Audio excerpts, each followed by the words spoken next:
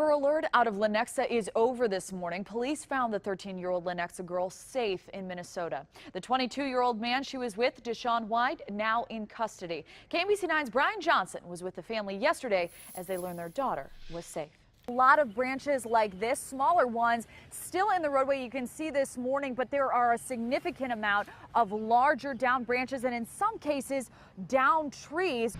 A few scares along the way. Well, experts like Gardner say beetle bags that trap the bugs only work to attract more. They also recommend a grub control for your lawn to kill the beetle eggs. Tomorrow night, you have a second chance to see a story 6 months in the making. 20 minutes ago, we set this cone down at the tip of the storm surge, and you can see how much that water level has actually moved in just that short amount of time. We've just learned about a new policy passed by New York and New Jersey Transit Authority. Police will no longer go on airplanes and forcibly remove passengers from overbooked flights. Video and audio recordings from that deadly boat accident on Table Rock Lake show the lake went from calm to dangerous in just minutes. The boat entered the water at 6:55. 5 minutes later, whitecaps appeared on the water. Winds increased. The recording ended at 7:08. This all a part of an initial review by the NTSB. Investigators aren't making any conclusions on a cause yet. It'll be at least a year before a full report is issued. The flooding last year wasn't the worst. Heavy snow to the north, heavy rain right here. It all added up to one of the great floods of history. It's been 25 years since the flood of 1993 when one levee after another broke, spilling water into fields and towns, leaving people wondering today, could it happen again? KMBC9's Chris Ketz has a closer look. We asked the Army Corps of Engineers about this. A spokesman told us erosion along the shoreline is normal, whether there's a notch or not. While erosion happens, the Corps says they watch these notches to make sure levees aren't compromised. And if repairs are needed, they are made. Let's turn things over now to meteorologist Katie Horner. Good morning, Katie. Good morning, Kelly.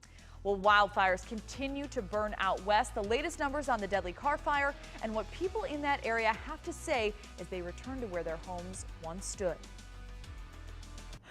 You won't want to miss this lemonade stand. If you're interested, the stand will be at 1700 Northwest 18th Street in Blue Springs starting at 11 a.m. this morning. Well, honoring fallen deputies while helping out their families, how you can do both by just lacing up your running shoes today. Plus, an officer in hot water after crashing into a bicyclist. What the Missouri State Highway Patrol is saying about this crash caught on camera. A murder suspect back in jail this morning after he was accidentally allowed to walk free. This happened in Hawaii. Brian Smith is accused of shooting and killing a mango picker in June. He was accidentally released on Tuesday, but called and turned himself into police Thursday night. Well, as you can see, the roads look pretty clear right now. There was a lot more snow accumulation out on the roads earlier today. And over at KCI all day, crews have been busy there making sure operations are running smoothly. Airport crews came in at 7 this morning. The result, 14,000 gallons of de-icer on the airfield, 60 tons of sand to make sure airport operations are running smoothly.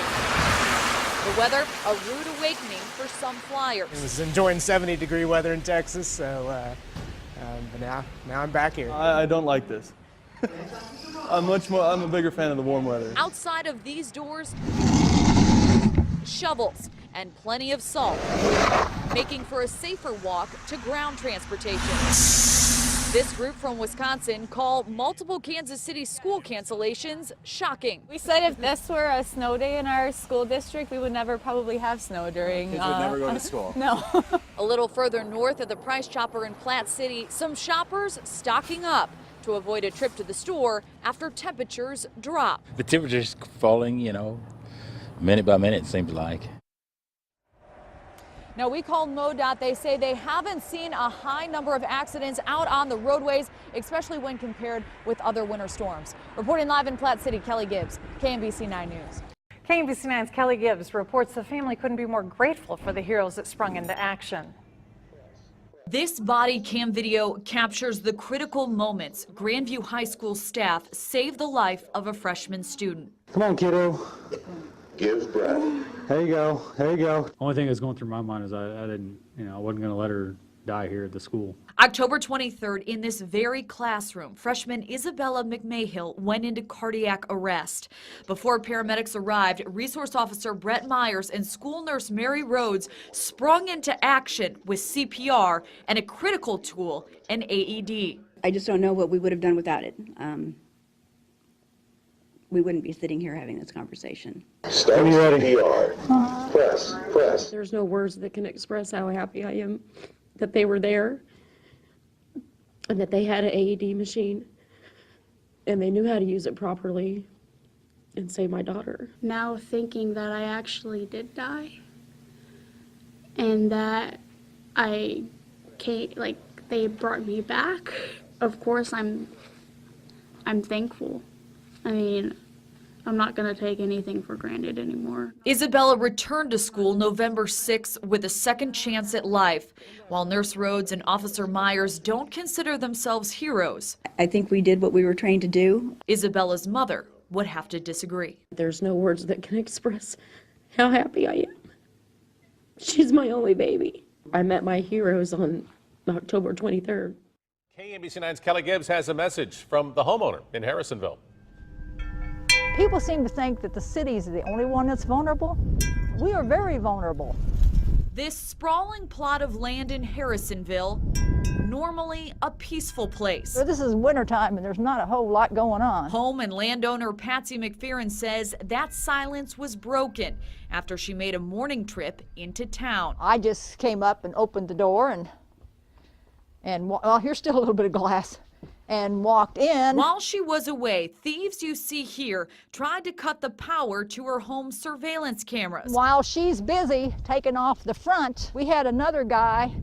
If you look at the tape, you could see him come up those stairs. They made away with an estimated $30,000 to $40,000 worth of items. You feel violated. You feel like somebody's in my space. To Patsy, it's the jewelry, including family heirlooms and her wedding ring, that she most wants to be returned. If you look at the pictures, you'll see somebody walk out this door and they have a white bag. And I guess all my jewelry was in that. Now the focus is on cleaning up. Glass everywhere. Getting rid of items broken by thieves. They put a foot through it when they came in the window. On at least one of these. Patsy's goal with sharing her story is to warn her neighbors.